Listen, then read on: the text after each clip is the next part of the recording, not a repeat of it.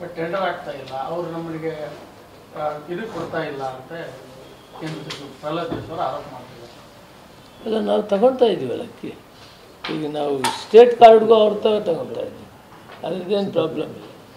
Not only ಅವ್ರು ಕೊಡೋದೇ ಅಲ್ಲ, ನಾವು ಗೌರ್ಮೆಂಟ್ ಆಫ್ ಕರ್ನಾಟಕ ಎಕ್ಸ್ಟ್ರಾ ಏನು 17 ಲಕ್ಷ ಕಾರ್ಡ್ ಕೊಡ್ತಾ ಇದ್ದೀವಿ, ಅದು ಕೂಡ ನಾವು ಫುಡ್ ಕಾರ್ಪೊರೇಷನಿಂದ ತಗೊಳ್ತಾ ಇದ್ದೀವಿ. 22,000 ರೂಪಾಯಿ ರೇಟಲ್ಲಿ ತಗೊಳ್ತಾ ಇದ್ದೀವಿ.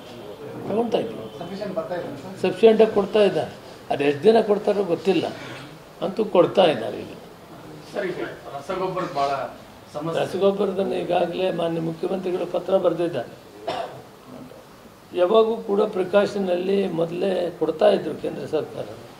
ಈ ಸಾರಿ ಸ್ವಲ್ಪ ಕಡಿಮೆ ಆಗಿದೆ, ಯಾಕಂದರೆ ಮಳೆ ಬಂದಾಗ ಬೆಳೆ ಹಾಕಬೇಕು, ಸಕಾಲಕ್ಕೆ ಗೊಬ್ಬರಗಳು ಸ್ಟಾಕ್ ಇರಬೇಕು.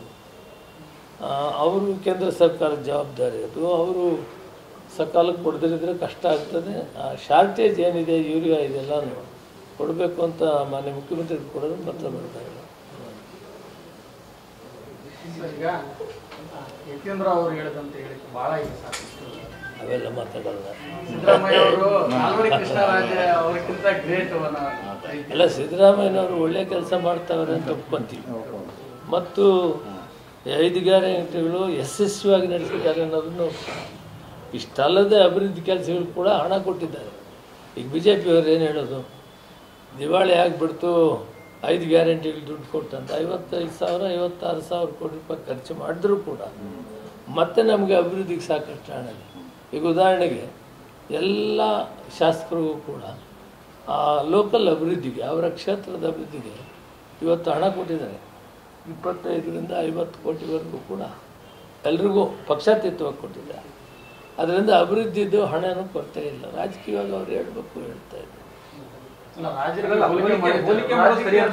ಆ ರಾಜಕೀಯ ಅದು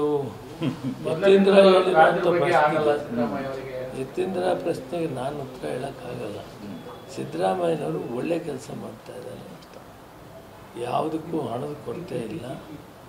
ಇಷ್ಟನ್ನು ನಾನು ಹೇಳ್ತೇನೆ. ನಿನ್ನೆ ಏನಪ್ಪ ಅಕ್ಕಿ ಇಲ್ಲ ಅಂದರೆ ಅಕ್ಕಿ ಕೊಟ್ಟರು, ಅಕ್ಕಿ ಕೊಟ್ಟರೆ ತಿರ್ಗಿ ಅದನ್ನು ಸದುಪಯೋಗ ಮಾಡ್ಕೊತ ಇಲ್ಲ. ಅದಕ್ಕೆ ಯೋಚನೆ ಮಾಡ್ತಾ ಇದ್ದೀವಿ, ಏನಾದರೂ ಬೇಳೆ ಎಣ್ಣೆ ಕೊಡೋದ್ರ ಮುಖಾಂತರ ಏನು ಹೇಳ್ತಾರೆ ಅಂತದ್ದು ಸರ್, ಅಂದ್ರೆ ಪಡಿತರ ಅಕ್ಕಿಯನ್ನು ಮಾರ್ಕೊಂತಾ ಇದ್ದಾರೆ ಜನ. ಕಠಿಣ ನಿಯಮ, ಅದಕ್ಕೆ ಯಾವುದೇ ರೀತಿ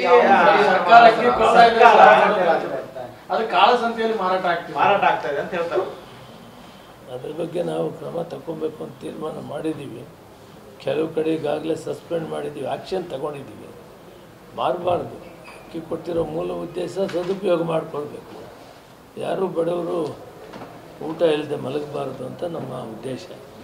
ಅದರಲ್ಲಿ ಕೂಡ ಈಗ ಹೆಚ್ಚಿಗೆ ಈ ರೀತಿ ಕಾಳಸಂತೆಗೆ ಹೋಗ್ತದೆ ಅನ್ನೋದು ನಮ್ಮ ಗಮನಕ್ಕೆ ಬಂದಿರೋದ್ರಿಂದ ಈಗ ಅದನ್ನು ನಾವು ಬೇರೆ ಥರ ಸದುಪಯೋಗ ಥರ ಮನೆಗೆ ಕುಟುಂಬ ಎಲ್ಲ ಊಟ ಮಾಡ್ತಾರೆ, ಬೇಳೆ ಎಣ್ಣೆ ಕೊಡಬೇಕನ್ನೋ ಚಿಂತನೆಯನ್ನು ಮಾಡ್ತಾಯಿದ್ದೀವಿ. ಇನ್ನೂ ಫೈನಲ್ ಮಾಡಿಲ್ಲ.